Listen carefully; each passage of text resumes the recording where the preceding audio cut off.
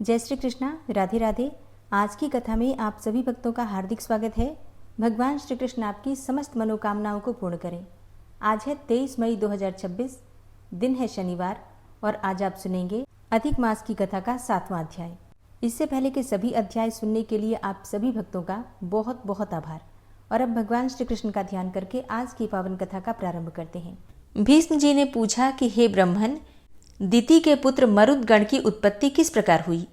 वे देवताओं के प्रिय कैसे हो गए? और देवता तो दैत्यों के शत्रु हैं, फिर उनके साथ मरुदगणों की मैत्री क्यों कर संभव हुई? पुलस्त्य जी ने कहा कि हे भीष्म, पहले देवासुर संग्राम में भगवान श्री विष्णु और देवताओं के द्वारा अपने पुत्र पौत्रों के मारे जाने पर दिति को बड़ा शोक हुआ। वे आर्त होकर परम उत्तम भूलोक में आए और सरस्वती नदी के तट पर पुष्कर नाम के शुभ एवं महान तीर्थ में रहकर भगवान सूर्यदेव की आराधना करने लगी। उन्होंने बड़ी उग्र तपस्या की। दैत्य माता दिति ऋषियों के नियमों का पालन करती थी और फल खाकर रहती थी। वे कृच्छ्र, चांद्रायण आदि कठोर व्रतों के पालन द्वारा तपस्या करने लगी। जरा और शोक से व्याकुल होकर उन्होंने 100 वर्षों से कुछ अधिक काल तक तप किया। उसके बाद वशिष्ठ आदि महर्षियों से पूछा, मुनिवरों, क्या कोई ऐसा भी व्रत है जो मेरे पुत्र शोक को नष्ट करने वाला तथा इहलोक और परलोक में भी सौभाग्य रूप फल प्रदान करने वाला हो? यदि हो तो बताइए। वशिष्ठ आदि महर्षियों ने ज्येष्ठ की पूर्णिमा का व्रत बताया तथा दिति ने भी उस व्रत का सांगोपांग वर्णन सुनकर उसका यथावत अनुष्ठान किया।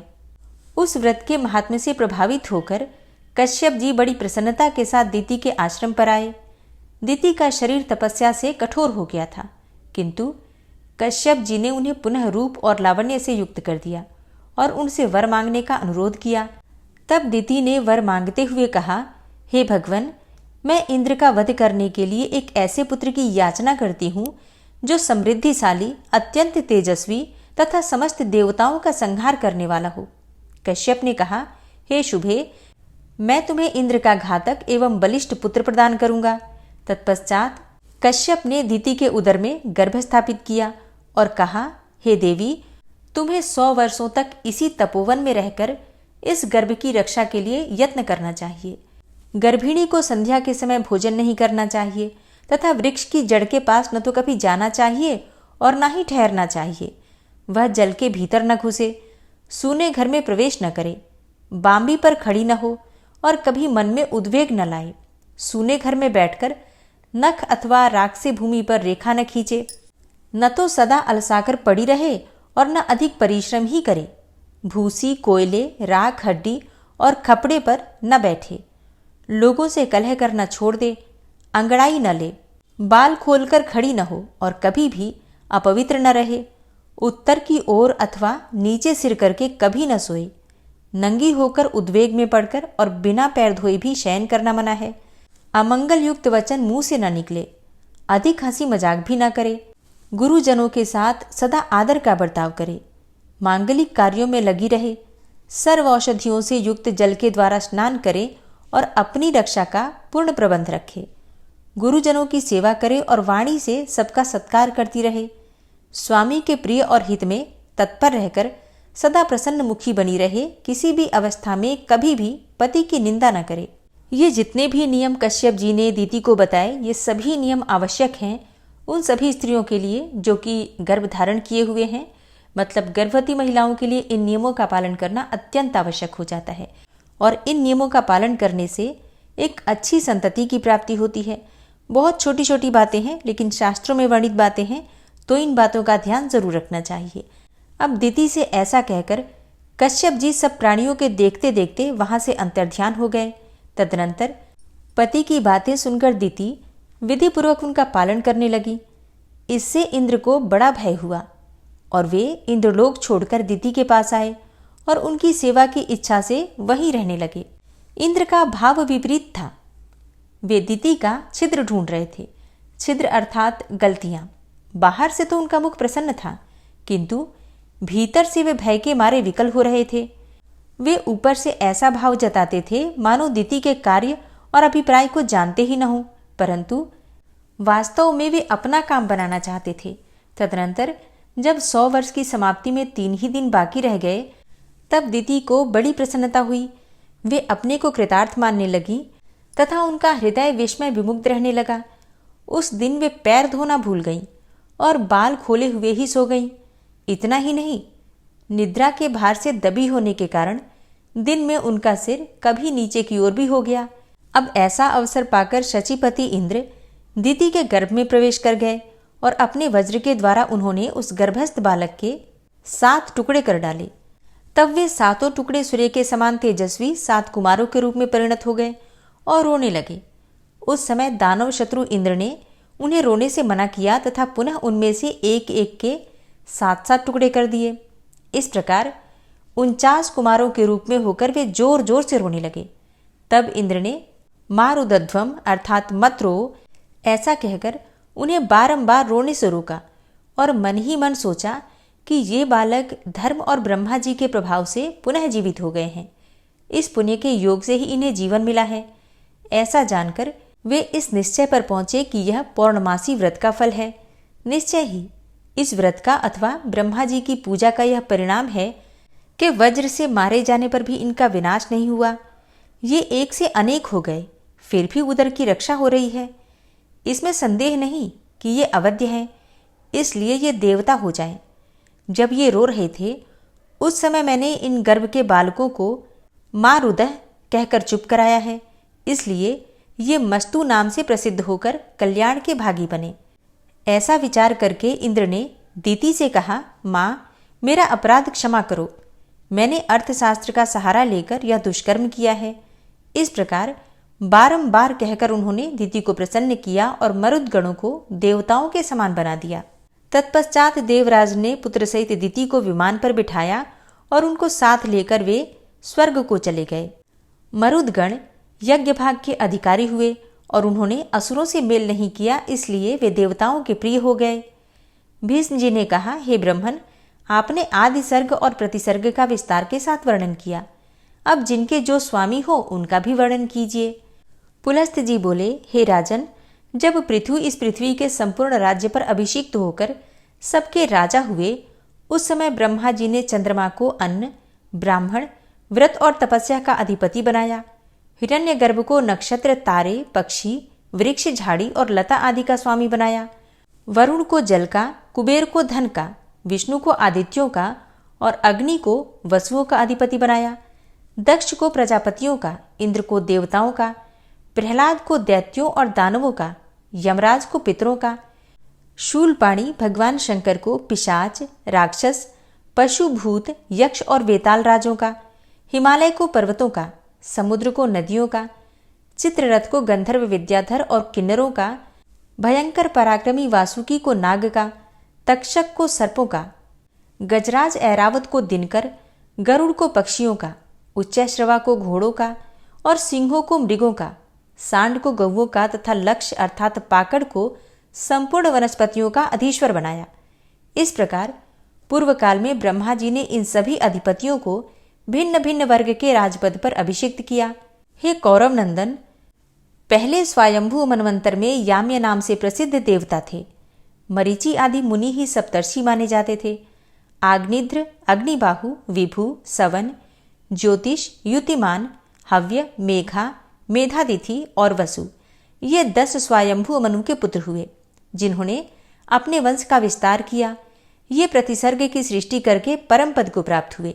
यह स्वयंभू मनवंतर का वर्णन हुआ। इसके बाद स्वरोचिस मनवंतर आया। स्वरोचिस मनु के 4 पुत्र हुए, जो देवताओं के समान तेजस्वी थे। उनके नाम है नभ, नभस्य, प्रसृति और भावन। इनमें से भावन अपनी कीर्ति का विस्तार करने वाला था। दत्तात्रेय, अत्रि, च्यवन, स्तंभ, प्राण, कश्यप तथा बृहस्पति, ये 7 सप्तर्षि हुए। उस समय तुषित नाम के देवता थे। हविंद्र, सुकृत, मूर्ति, आप और ज्योतिरथ, ये वशिष्ठ के 5 पुत्र ही स्वरोचिस मनवंतर में प्रजापति थे। यह द्वितीय मनवंतर का वर्णन हुआ। इसके बाद औत्तम मनवंतर का वर्णन करूंगा। तीसरे मनु का नाम था औत्तमी। उन्होंने 10 पुत्र उत्पन्न किए, जिनके नाम हैं ईश, ऊर्ज, तनुज, शुचि, शुक्र, मधु, माधव, नभस्य, नभ तथा सह। इनमें सह सबसे छोटा था। ये सबके सब उदार और यशस्वी थे। उस समय भानु संज्ञक देवता और ऊर्ज नाम के सप्तर्षि थे। कौक भिंडी, कुतुंड, दालभ्य, शंख, प्रवाहित, मित और सम्मित ये 7 योगवर्धन ऋषि थे। चौथा मनवंतर तामस के नाम से प्रसिद्ध है। उसमें कवि, पृथु, अग्नि, अकपि, कपि, जन्य तथा धामा ये 7 मुनि ही सप्तर्षि थे। साध्यगण देवता थे। अकल्मष, तपोधनवा, तपोमूल, तपोधन, तपोराशि, तपस्य, सुतपस्य, परंतप, तपोभागी और तपोयोगी ये 10 तामस मनु के पुत्र थे, जो धर्म और सदाचार में तत्पर रहते थे और अपने वंश का विस्तार करने वाले थे। अब 5वें रैवत मनवंतर का वृतांत श्रवण करो। देवबाहु, सुबाहु, पर्जन्य, सोमप, मुनि, हिरण्यरोमा, सप्ताश्व ये 7 रैवत मनवंतर के सप्तर्षि माने गए। भूत, रजा तथा प्रकृति नाम वाले देवता थे तथा वरुण तत्वदर्शी, चित्तिमान, हव्यय, कवि, मुक्त, निरुत्सुक, सत्व, विमोह और प्रकाशक ये 10 रैवत मनु के पुत्र हुए, जो धर्म, पराक्रम और बल से संपन्न थे। इसके बाद चाक्षुष मनवंतर में भृगु, सुधामा, विरज, विष्णु, नारद, विवस्वान और अभिमानी ये 7 सप्तर्षि हुए। उस समय लेख नाम से प्रसिद्ध देवता थे। इनके सिवा ऋभु, पृथक भूत, वारिमूल और दिवोको नाम के देवता भी थे। इस प्रकार चाक्षुष मनवंतर में देवताओं की 5 योनियां थी। चाक्षुष मनु के 10 पुत्र हुए, जो रुरु आदि नाम से प्रसिद्ध थे। अब 7वें मनवंतर का वर्णन करूंगा, जिसे वैवस्वत मनवंतर कहते हैं। इस समय वैवस्वत मनवंतर ही चल रहा है। इसमें अत्रि, वशिष्ठ, कश्यप, गौतम, योगी भरद्वाज, विश्वामित्र और जमदग्नि ये 7 ऋषि ही सप्तर्षि हैं। ये धर्म की व्यवस्था करके परम पद को प्राप्त होते हैं। अब भविष्य में होने वाले सावर्ण्य मनवंतर का वर्णन किया जाता है। उस समय अश्वत्थामा, ऋष्यभुंग, कौशिक्य, गालव, शतानंद, काश्यप तथा परशुराम ये सप्तर्षि होंगे। धृति, वर्यान, यवसु, सुवर्ण, धृष्टि, चरिष्णु, आद्य, सुमति, वसु तथा पराक्रमी शुक्र ये भविष्य में होने वाले सावर्णी मनु के पुत्र बतलाए गए हैं। इसके सिवा रौच्य आदि दूसरे मनुओं के भी नाम आते हैं। प्रजापति रुचि के पुत्र का नाम रौच्य होगा। इसी प्रकार भूति के पुत्र भौत्य नाम के मनु कहलाएंगे। तदनंतर मेरु सावर्णी नामक मनु का अधिकार होगा। वे ब्रह्मा के माने गए हैं। और मेरु सावर्णी के बाद क्रमशः पुत्र ऋभु, वीतधामा और विश्वक्सेन नामक मनु होंगे। हे राजन, इस प्रकार मैंने तुम्हें भूत और भविष्य के मनुओं का परिचय दिया है। इन 14 मनुओं का अधिकार कुल मिलाकर 1000 चतुर्युग तक रहता है। अपने अपने मनवंतर में इस संपूर्ण चराचर जगत को उत्पन्न करके कल्प का संहार होने पर ये ब्रह्मा जी के साथ मुक्त हो जाते हैं और ये मनु प्रति 1,000 चतुर्युगी के बाद नष्ट होते रहते हैं तथा ब्रह्मा आदि विष्णु का सायुज्य प्राप्त करते हैं। हरे कृष्णा। आज की कथा का यहीं पर समापन करती हूँ। इसके आगे का वृतांत आप कल की कथा में सुनेंगे। और अब भगवान श्री कृष्ण का ध्यान करके आज की पावन कथा का प्रारंभ करते हैं। देवर्षि नारद ने भगवान नारायण से विनम्रता पूर्वक पूछा, हे प्रभु, जब भगवान विष्णु अधिक मास को लेकर गोलोक पहुँचे तब वहाँ क्या हुआ? कृपा करके विस्तार से बताइए। भगवान नारायण बोले, हे नारद, ध्यानपूर्वक सुनो।